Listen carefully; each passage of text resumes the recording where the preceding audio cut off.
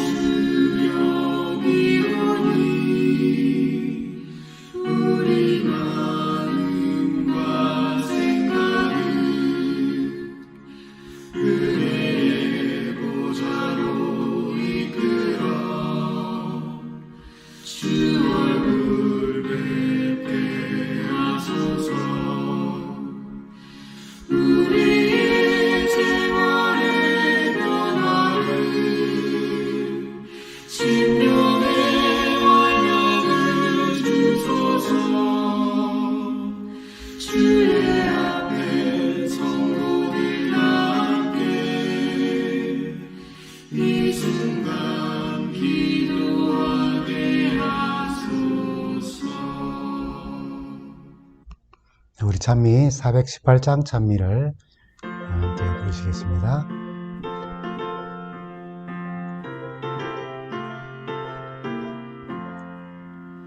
주의 것이 되려 하오니 가르쳐 주소서.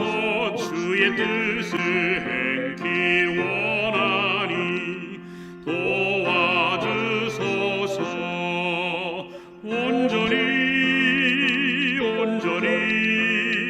주의 것이 되고자 온전히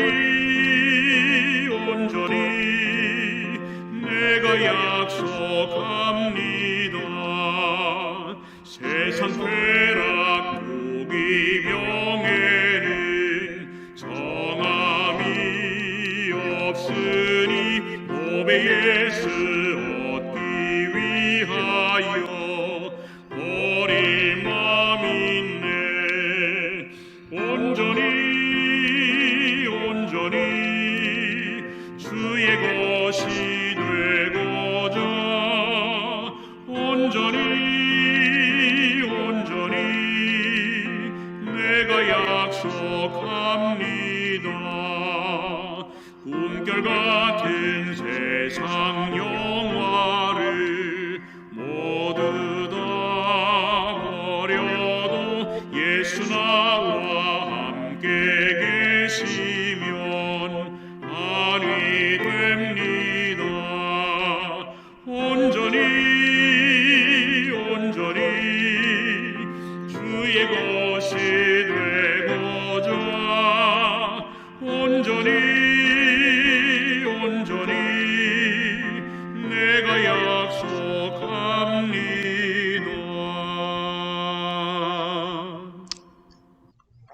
성도 여러분, 한 주간 잘 지내셨습니까? 이제 오늘 우리가 함께 나눌 말씀은 다시 성숙한 삶이라고 하는 큰 주제 아래 확증편향 버리기라고 하는 그런 제목으로 말씀 나눕니다. 자주 사용하지 않고 좀 생소한 단어입니다. 확증편향.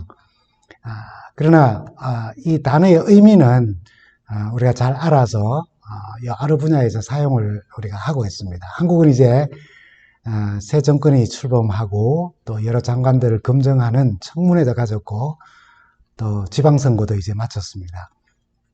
우연히 청문회의 한 장면을 제가 이제 보게 되었는데, 한 국회의원이 장관 후보자에게 질문을 한 뒤에 그 질문에 답하는 장관이 자기의 주장과 자기의 생각과 이제 동의하지도 않고 또 옳다고 인정하지도 않자 그 후보자에게 당신은 확증 편향이 있다고 그렇게 지적하는 모습을 보았습니다.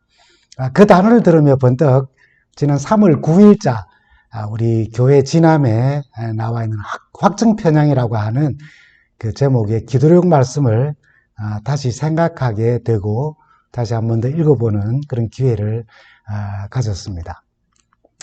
여러분, 이 확증 편향이라고 하는 말, 좀 생소한 단어이지만은 그래서 이 단어를 잘 사용하지는 않지만은 그 의미를 우리는 잘 알고 있습니다. 사전적 의미로 보면은 자신의 가치관, 신념, 판단과 잘 맞는 정보에만 주목하고 그 외의 정보는 무시하는 그런 사고방식이다라고 그렇게 사전적으로는 정의를 하고 있습니다. 다시 말하면 자신의 생각과 맞으면 받아들이고 자신의 생각과 맞지 않으면은 무시하거나 반대하는 그런 경향성을 우리가 가지고 있다는 것입니다. 여러분, 자신이 옳다고 믿는 생각이나 신념, 그리고 자신이 좋아하는 어떤 사람에 대하여서 긍정적으로 판단하거나 이야기하는 것에 대해서는 잘 받아들이고 부정적으로 말하는 것이나 증거들은 무시하고 더 나아가서는 그 말과 그 증거들이 잘못되었다고 하는 그런 논막, 그런 비판을 가하면서 때로는 왜곡하기에 이르기도 합니다. 여러분, 그런 것들 갖다 우리는 확증편향이라고 그렇게 이야기를 합니다. 다시 말하면 보고 싶은 것만 보고 듣고 싶은 것만 듣는 경향이 우리에게 있다는 말이지요. 좀 더 쉽게 표현을 하면은 우리 편 편향이라는 말이 있습니다. 내 편, 내가 좋아하고 우리 편에 있다면은 그 말은 그냥 누가 뭐라고 말하든지 다 믿어버리고 거기에 동의를 한다는 것입니다. 그 다음에 논리학에서는 이런 표현도 있습니다. 체리 피킹. 다시 말하면은 마치 접시에 신포도와 그리고 달콤한 체리가 있으면은 사람들은 달콤한 체리만 다 픽해서 골라서 먹는다는 겁니다. 케이크 위에 여러 종류의 과일들이 올라와 있지만은 그 중에서 그 과일 중에서 제일 비싸고 달콤한 체리만 골라 먹는 것을 빗대어서 하는 말, 그것을 갖다가 우리는 체리 피킹이라고 그렇게 말합니다. 여러분, 미국의 이 전설적인 유머 작가이자 사회 비평가인 레니 브루스라고 하는 사람이 1960년대에 일어난 리처드 닉슨과 그리고 존 케네디의 그 어떤 대결, 그것으로 예를 들어서 설명을 했어요. 그 해에 미국 최초로 TV를 통하여서 대통령 후보의 토론회가 생중계되었습니다. 그런데 그가 케네디 지지자들과 함께 토론회를 보고 있으면은 그 토론을 마치고 난 뒤에 논평을 듣게 되면은 케네디가 닉슨을 아주 골로분했다고 그렇게 표현한다는 것입니다. 그렇게 논평을 한다는 거예요. 그러나 똑같은 논평을, 똑같은 그 토론회를 보고 그 닉슨 지지자들이 있는 곳으로 가서 그들의 논평을 들어보면은 이 묵사발이 된 케네디 꼴이 어떤지 이런 상상이 되냐고 그렇게 말을 한다는 것입니다. 그럼 만약에 한 후보자가 난 도둑입니다. 사기꾼이에요. 난 대통령으로서 정말 자격이 없는 사람입니다. 라고 말할 때에 그거 정말 도둑이고 정말 사기꾼이라 할지라도 그를 추종하는 사람은 확증 편향을 가지고 저렇게 솔직한 사람이 있다니. 어지간한 큰 인물이 아니고서는 정말 저렇게 자신에 대하여서 허물을 인정하기가 쉽지 않을 거야. 우리는 바로 저런 대통령을 원하는 거야. 라고 그렇게 말한다는 것입니다. 문제는 지식층, 학자들도 이러한 확증 편향을 가지고 있고 버리지 못하며 그런 편향된 그런 사상을 가지고 편향된 사상을 가지고 있는 사람들을 부추겨서 아무리 나쁜, 아무리 옳지 않는 사람조차도 자기 편에 있기 때문에 그것을 옳다고 인정하게 하는, 그래서 양편으로 갈라치게 하는 일에 지식인들이 앞장서서 일한다는 것입니다. 그리고 가짜 뉴스가 판치는 이유가 바로 이런 확증 편향에 편성된다는 거예요. 아무리 가짜 뉴스를 전한다 할지라도 그 뉴스가 자기 편에서부터 나온다면, 그래서 한쪽으로 치우친 확증 편향을 가진 사람들끼리라면은 그 뉴스를, 그 잘못된 가짜 뉴스를 의심 없이 다 받아들인다는 것입니다. 여러분, 우리 주변에 확증 편향의 이야기들이 참 많이 있습니다. 법관들도 이런 확증 편향에서 자유롭지 못합니다. 여러분, 법관 50명을 대상으로 설문조사를 하였습니다. 판사들이 확증 편향이 다른 일반인들보다 더 크게 나타났다는 거예요. 즉, 열린 마음으로 다양한 가능성을 인정하지 않은 채 당사자의 주장을 경청하지 않고 어떤 사건에 대한 선입관을 가지게 되면 판사들이 재판 과정에서도 쉽게 확증 편향에 빠질 수 있다는 그런 말입니다. 여러분, 1983년 조지아주 클레이턴 카운티에서 재판이 있었습니다. 기소된 범인은 바로 켈빈 존슨이라고 하는 그런 사람이었어요. 백인 여자를 성폭행했다는 죄로 기소를 당했습니다. 미국 재판에는 여러분 아시는 것처럼 배심원 제도가 있고 배심원들의 판결은 아주 결정적인 것입니다. 그러나 배심원들은 모두가 다 백인들이었습니다. 약 40분간 서로 의논을 마치고 난 이에 이 기소된 흑인 남자가 진범이라고 단정을 했습니다. 성폭행당한 사람은 바로 백인 여성이었고 그리고 범인으로 지목된 사람은 흑인이었습니다. 확증 편향이 자연스럽게 작용한 결과였습니다. 흑인 여성 4명이 피고의 알리바이를 제시했는데도 불구하고 확증 편향에 의하여서 배심원들은 그 의견들을 묵살하였고 그리고 진범이라고 단정을 내렸습니다. 재판관도 무기징역을 바로 선고를 했습니다. 재판관 앞에서 이 켈빈 존슨은 마지막 진술을 이렇게 하였습니다. 하나님이 내 증인입니다. 나는 잘못 기소되었습니다. 나는 죄가 없습니다. 이제부터 나는 감옥에서 나의 억울함을 매일 하나님께서 벗겨주시도록 기도할 것입니다. 그리고 그는 감옥으로 향하여 갔습니다. 그 후에 16년이 걸려서 억울한 16년의 옥살이 후에 DNA 유전자 검사를 통하여서 이 사람이 진범이 아니라는 것을 16년 만에 밝혀내었습니다. 확증 편향. 우리 편의 말을 신뢰하는 것, 절대적으로 신뢰하는 것. 듣고 싶은 것만 듣고 보고 싶은 것만 보는 그런 경향을 우리 모두가 가지고 있는 것입니다. 아무리 진실을 말하여도 그것이 사실이라고 증인까지 세워도 내가 아니다라고 생각하면 그 편향성에 의하여서 영향을 받게 되고 정말 듣고 싶은 것만 듣고 보고 싶은 것만 보게 되는 것입니다. 그리고 누군가를 억울한 옥살이로 몰아가기도 할 수 있는 것이 바로 이 무서운 편향성입니다. 정말 억울한 일이죠. 여러분, 성서 가운데서 우리는 확증 편향의 이야기를 우리는 보게 됩니다. 요한복음 18장에 나오는 말씀입니다. 여러분, 요한복음 18장은 주께서 로마 총독 빌라도의 법정에서 신문당하시는 장면이 나옵니다. 요한복음 18장 33절에 빌라도가 그의 법정에 온 예수께 이렇게 묻습니다. 빌라도는 관자 안으로 들어가서 예수를 불러놓고 내가 유대인의 왕인가? 라고 물었습니다. 33절에 예수께서 이렇게 대답하십니다.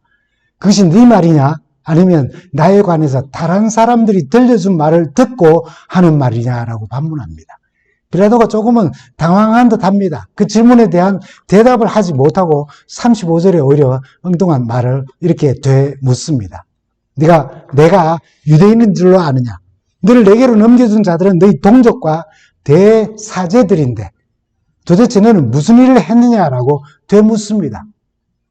왕이 아니냐라고 묻다가 오히려 그게 네 생각이냐 아니면 들은 이야기냐라고 예수님께서 되묻자 너를 고소한 사람들이 네 민족이고 너를 고소한 사람들이 네가 가지고 있는 종교 안에 그 지도자들인데 내가 유대 사회에서 도대체 어떤 죄를 지어서 그 죄목으로 지금 내 앞에 있냐라고 그렇게 죄에 대해서 이제는 묻게 됩니다. 보통 죄를 저지른 내용이 첨부되어서 죄인과 함께 재판에 넘겨집니다. 죄도 없이 또는 재판관이 죄도 모르고 죄인을 재판한다는 것은 말이 안 되는 이야기이지요. 36절에 주님은 질문에 어긋난 듯한 이런 질문을 다시 합니다. 내 왕국은 이 세상 것이 아니다. 만일 내 왕국이 이 세상 것이라면 내 부하들이 싸워서 나를 유대인들의 손에 넘어가지 않게 했을 것이다. 내 왕국은 결코 이 세상 것이 아니라라고요. 무슨 죄를 지었냐고 묻는데 주님은 당신의 나라가 있다고 대답하시면서 그 이야기를 나눈 것입니다. 그러자 그 나라는 왕을 보호하고 왕이 재판에 넘어가는 것을 막기 위하여 싸우기 위하여서 있는 나라가 아니라 세상에 속한 것이 아니라 그렇게 참 어려운 답변을 하셨습니다. 당시 빌라도가 영토를 넓히고 자기의 자리를 그렇게 위협받지 않기 위하여서 또 힘을 과시하고 확장하기 위하여서 싸우지 않는 나라, 세상에 속하지 않는 나라를 빌라도가 어떻게 이해할 수가 있었겠습니까? 빌라도는 주께서 내 나라라고 이야기를 하시자 이 말을 듣고는 다시 이렇게 묻습니다. 37절에 있는 말씀입니다. 아무튼 네가 왕이냐고. 네가 나라가 있다고, 네 나라가 있다고 말했으면 그 나라에 네가 왕이냐고 다시 질문을 원점으로 돌려 물었습니다. 그때 주님은 이 말에 대한 대답을 37절에 이렇게 하죠. 예수께서는 내가 왕이라고 네가 말하였다 라고 말하면서 이 나라의 왕에 대하여 말하기를 나는 오직 진리를 증언하려고 났으며 그 때문에 이 세상에 왔다라고 그렇게 이야기를 합니다. 주님은 내가 말했다고 대답하시고 왕의 사명에 대해서 말하기를 싸움으로 영토를 넓히거나 권력을 쟁취하려고 또 싸우거나 혹은 무기로 백성을 다스림이 목적이 아니라 진리에 대하여 증거하기 위하여서 왕인 내가 이 땅에 왔다라고 그렇게 말하는 것입니다. 헤롯이나 자신이나 다른 로마의 황자들이나 총독들과 같이 권세를 누리고 그 자리를 빼앗기지 않기 위하여 싸움에 힘을 쏟는 그런 왕이 아니라 하나님 나라의 진리를 전하는 그런 왕이라고 그의 사명을 그렇게 말씀하시는 것입니다. 싸우고 쟁취하고 지키고 권력을 얻는 그런 나라의 왕이 아니라 그 일을 위하여서 싸우는 그런 왕이 아니라 진리를 전하는 왕이라니 빌라도는 참 이해하기가 어려웠을 것입니다. 그래서 빌라도는 대뜸 38절에 또 이렇게 질문을 합니다. 예수께 진리가 무엇이냐고 그렇게 묻고는 이 말을 하고는 다시 밖으로 그냥 나와버렸다라고 성경은 표현을 하고 있습니다. 방금 읽은 말씀처럼 빌라도는 대뜸 진리가 무엇이냐고 진리를 전하는 왕이라고 그렇게 이야기하고 싸우는 왕, 싸움을 통하여서 내가 이 법정에 서지 않도록 내 부하, 신하 또 내 군사들이 그렇게 했을 것이라. 왜? 내가 왕이니까. 근데 그런 나라가 아니고 그런 신하가 아니고 그렇게 싸우는 것이 아니라 진리를 전하기 위해서 왔다라고 이야기하자 진리가 뭐냐고 그렇게 물었지만은 아쉽게도 그 질문을 한 이후에 아무런 대화 없이 곧바로 밖에서 판결을 기다리고 있는 유대인들을 향해서 나가버렸다고 말합니다. 이에 대해서 여러 해석들이 있습니다. 첫째는 빌라도가 예수의 말에 감동을 받아서 더 깊은 가르침을 듣고자 했지만 밖에 있는 폭도들이 시끄럽게 판결을 요구하고 있었기 때문에 그 대답을 기다리지 않고 황금 같은 기회를 놓쳐버렸다라고 하는 해석입니다. 둘째는 너 같은 자가 무슨 진리에 대해서 이야기를 하느냐라고 하는 뜻이 있었고 세 번째는 그가 물었지만은 그가 듣지도 않고 밖으로 나가버린 그의 행동은 네가 말하는 그 진리는 나 관심이 없다라고 하는 그런 의미로 해석합니다. 어쨌든 빌라도는 예수를 신문한 후에 예수의 죄에 대한 결론을 이렇게 내리고 유대인들에게 말합니다. 38절 하단에 있는 말씀입니다. 진리가 무엇인가 하고 물었지만 빌라도는 이 말을 하고 다시 밖으로 나와서 유대인들에게 나는 이 사람에게서 아무런 죄목도 찾지 못하였다고 이야기합니다. 도가복음 23장 15절에는 이 장면을 조금 더 자세하게 기록합니다. 헤롯이 이 사람을 우리에게 돌려보낸 것을 보면 그도 아무런 죄를 찾지 못한 것이 아니냐? 보다시피 헤롯도 그런 사실을 알았고 나도 그 사실을 알았는데 이 사람은 사형에 해당하는 일을 하나도 하지 않았다는 것입니다. 빌라도가 내린 결론은 예수가 사법적 처벌을 받을 아무런 혐의가 없다는 것입니다. 헤롯도 예수의 죄를 찾지 못했기 때문에 나한테 보낸 것, 그것이 아니냐, 맞지 않냐고 그렇게 이야기하며 빌라도는 나름대로 공정한 재판장의 모습을 보이고 있는 것입니다. 비록 그는 예수의 말에 진리를 알고 싶어 귀를 기울일 그런 마음도 없었지만 질문을 하고서도 그걸 듣지 않고 그냥 나가버린 것처럼 그런 마음이 있었다 할지라도 적어도 예수가 처벌을 받아야 할 만한 행위나 죄를 짓지 않았다는 사실을 객관적으로 파악하였고 그 사실을 유대인들에게 지금 전한 것입니다. 그러나 예수를 향한 유대인들의 모습을 보십시오. 빌라도는 궁중 앞에서 이렇게 묻습니다. 39절에 있는 말씀입니다. 6월절이 되면 나는 너희의 관례를 따라 죄인 하나를 놓아주곤 했는데 이번에는 이 유대인의 왕을 놓아주는 것이 어떻겠느냐라고 물었다 하였습니다. 여러분, 상식적으로 생각하면 권력을 유지하기 위하여서 군사를 동원하지도 않는 왕, 하나님 나라의 진리를 전하면서 이적과 기사를 행하셨지만은 이것을 돈벌이의 하나로 이용하지도 않은 왕, 재산과 부를 축적하기 위하여서 약자들을 압박하거나 탈취하지도 않는 왕, 오히려 수많은 병자들과 그들을 고치며 무료로 그들을 치유해 주시고 외롭고 소외된 사람들을 찾아가서 그들을 위로하고 음식을 나누고 친구가 되어 주셨던 왕, 죽은 사람을 살리기까지 하신 그런 분, 이런 왕, 이분을 놓아주기를 원하는 것이 상식 속에서 생각한다면 너무나도 당연한 것이 아닙니까? 그러나 그들의 대답을 한번 들어보십시오. 여러분 잘 아시는 40절에 있는 말씀입니다. 그들은 악을 쓰며 그 자는 안 됩니다. 바라바를 놓아주시오 하고 소리를 질렀다. 바라바는 강도였다. 악을 쓰며 말했다. 누가복음 23장 19절에는 좀 더 자세하게 바라바에 대해서 기록을 합니다. 바라바는 그 도시에서 폭동을 일으키고 살인까지 하여 감옥에 갇혀 있는 사람이었다라고요. 사람을 살리신 분을 놓아달라고 외치는 대신에 사람을 죽이고 살인하여서 감옥에 갇혀 있는 사람을 놓아달라고 악을 쓰며 예수를 십자가에 못 박으라고 말하는 사람들입니다. 참 뭐에 씌어도 참 단단히 씌었습니다. 뭐에 씌어 있는 것입니까? 바로 확증편향입니다. 편견에 씌어서 악을 쓰며 예수를 십자가에 못 박으라고 소리를 지릅니다. 예수께서 신문 받으실 때에 그분이 병을 고치고 죽은 자를 일으키시는 모습을 본 이들이 우리 가운데 혹 있었을지도 모릅니다. 아니면은 그 병을 나음을 얻었던 사람도 그 자리에 있었을지도 모릅니다. 예수께서 가나의 혼인잔치에서 물로 만드신 포도주를 함께 마시며 즐거워했던 그 축복의 시간에 함께 했던 사람들도 혹은 그 이야기를 들었던 사람들도 거기 있었을지도 모릅니다. 소년의 점심 도시락에 축복을 하시고 빵과 물고기를 나눠 먹은 사람들도 거기에 있었을지도 모릅니다.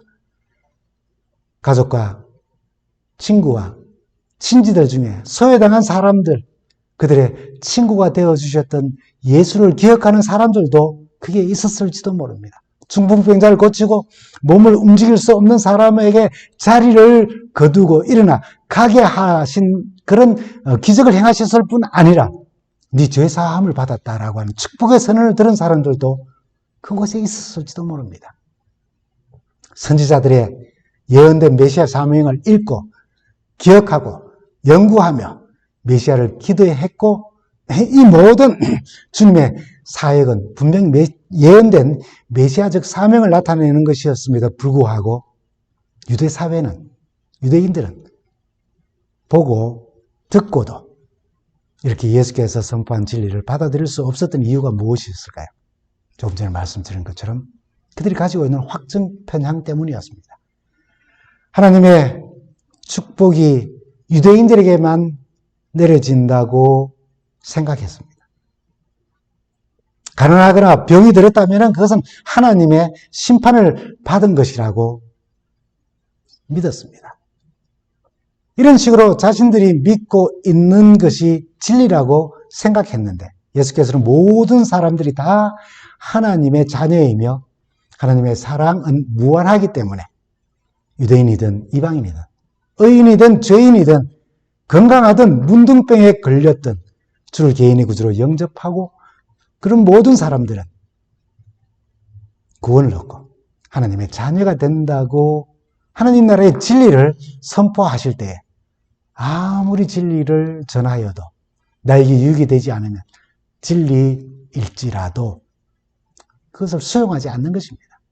요한의 표현대로 악을 쓰며 그를 십자가에 못 박으라고 외치는 것입니다. 어쩌면 십자가 사건 바로 앞에 주께서 나귀를 타고 예루살렘에 입성하실 때에 종려나무를 흔들며 자신들의 옷을 벗어 길에 깔며 호산나 왕으로 오신 이여 외친 사람들도 거기에 있었는지도 모릅니다. 그런데 그들이 종교 지도자들과 하나가 되어서 예수를 십자가에 못 박으라고 지금 악을 쓰고 있는 것입니다. 2000년 전 주님을 향해 호산나 왕으로 오신 이여라고 그렇게 외치던 사람들이 그 한 입술에서 다른 장면에서는 악을 쓰며 십자가에 못 박게 하소서라고 외친 그 유대인들의 모습에서 오늘 우리는 어떤 교훈을 얻습니까? 당시 유대인들이 보여준 이 모습은 오늘 우리에게 어떤 교훈을 말하고 있는 것일까요? 여러분, 확증 편향의 사회 속에 살아가는 우리 그리스도의 삶, 그리스도인들의 삶, 어떠해야 할까요?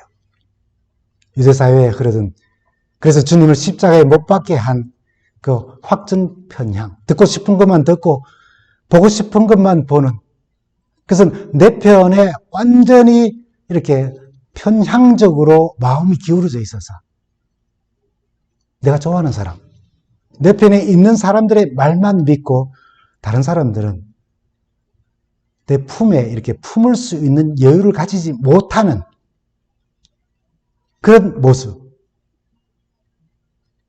그들의 모습을 통하여서 우리가 그 모습을 보게 되는 겁니다. 우리는 예수를 향하여서 십자가에 못 박으라고 악을 쓰지는 않지만은 그 예수의 사랑 안에 살면서도 다른 사람을 향하여 확증 편향을 가지고 듣고 싶은 것만 듣고 보고 싶은 것만 보면서 우리는 편향된 마음가짐으로 이 공동체 안에 누군가를 대하고 우리 이웃을 대하고 있지는 않습니까? 그들의 모습을 통해서 우리 마음속에 편향성이 있다는 사실을 겸손히 받아들여야 한다는 사실을 우리는 배우게 되는 것입니다. 누군가는 나의 편향적인 성향, 한쪽으로 치우친 모습, 그런 생각, 그런 인간관계 때문에 아픔의 시간을 보낼 수 있다는 사실을 우리는 기억해야 합니다. 항상 겸손함으로 자신을 돌아보아야 합니다. 시작하며 나눈 칼빈 존슨의 이야기로 다시 돌아갑니다. 그는 억울한 16년 감옥살이 후에 이제 석방이 되었습니다. 무죄 석방이 되어서 묵묵히 재판장을 나오는데, 감옥을 나오는데 기자들이 이렇게 몰려왔습니다. 재판정에서도 그것이 이제 확정되니까요. 기자들이 몰려왔어요. 존슨 씨. 당신은 16년간이나 감옥에 집어넣어 썩게 만든 그 판사와 배심원들 증오하지 않습니까? 보복하고 싶지 않습니까? 그리고 이 모습 많은 이 미국의 사법제도에 대하여서 한 말씀 해주십시오라고 그렇게 기자들이 말했습니다. 그때 존슨의 대답은 이러했습니다. 아니요. 내 마음에 타오르는 분노와 증오를 담고 있으면 그것은 나를 죽이고 맙니다. 나에게 중요한 것은 내가 바로 사는 것입니다. 라고 그렇게 대답을 했습니다. 그의 대답은 확증 편향성을 가지고 있는 우리, 쉬운 말로 말하면 우리 편으로 기우는 성향을 가진 우리에게 큰 도전과 교훈을 남깁니다. 우리가 믿는 하나님은 우주 만물을 창조하신 분이세요. 이 우주 만물 속에 있는 선과 악을 다 포용하고 계십니다. 우리가 믿는 하나님은 편향성이 없으신 넓고 크신 사랑으로 우리를 당신의 자녀로 삼으시고 우리를 당신의 품에 안으신 분이십니다. 그분의 세계는 너무나도 크고 넓은데 그 사랑 안에 거하면서 우리를 당신이 우리의 아버지라고 부르게 하시는, 우리의 마음도 그렇게 넓어지기를 바라시는 하나님. 그런데 우리는 좁은 마음을 가지고 편향성을 가지고 살아가고 있지 않는지 우리 자신을 우리는 하나님의 품에서 예수님의 사랑 안에서 성령께서 우리 속에 지금도 역사하셔서 감동하시는 그 놀라우신 은혜 안에서 우리 자신을 살펴보아야 하는 것입니다. 확증 편향이 넘쳐나는 사회 속에 살아가고 있는 우리 그리스도인들, 우리도 그렇게 되어서는 안 된다는 것입니다. 여러분, 혹시 나는 인간관계에 있어서 사랑과 사물을 이해하는 일에 있어서 그리고 신앙적으로 확증 편향 속에 내 편 편향적인 그런 모습을 가지고 살아가고 있지 않는지 우리 자신을 살피면 참 좋겠습니다. 건강한 그리스도인들은 끊임없이 자기를 부인하고 주님을 따르려는 겸손하고 순수하고 그리고 청결한 마음을 가지고 살아갑니다. 많이 배워서 많이 알고 있는 지식을 가지고 있다 할지라도 그 지식의 한계를 인정합니다. 많이 경험하고 좋은 판단을 지금까지 많이 해왔다 할지라도 그래서 그런 판단으로 많은 사람을 돕고 이 공동체에 많은 도움을 주었다 할지라도 늘 부족함을 인식하고 겸손한 사람들입니다. 지금까지 당연하다고 생각한 일이라도 기록된 말씀, 진리 앞에서 또다시 점검하고 확인하고 자신을 고쳐나가는 자세를 가지고 사는 사람들이 바로 그리스도인들입니다.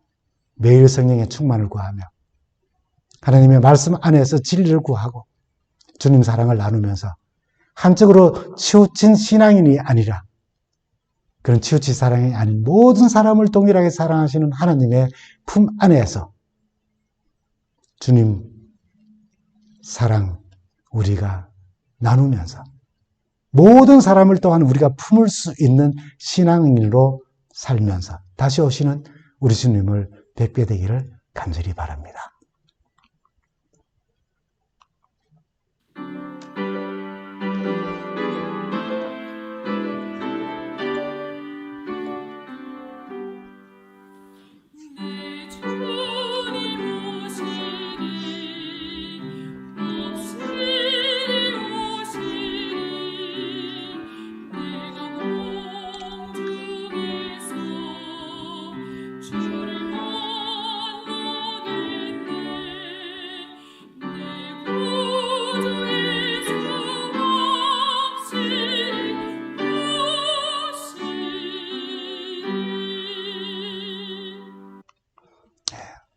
한 주간 또 주님과 동행하며 행복하고 즐거운 시간 되시기를 바랍니다. 감사합니다.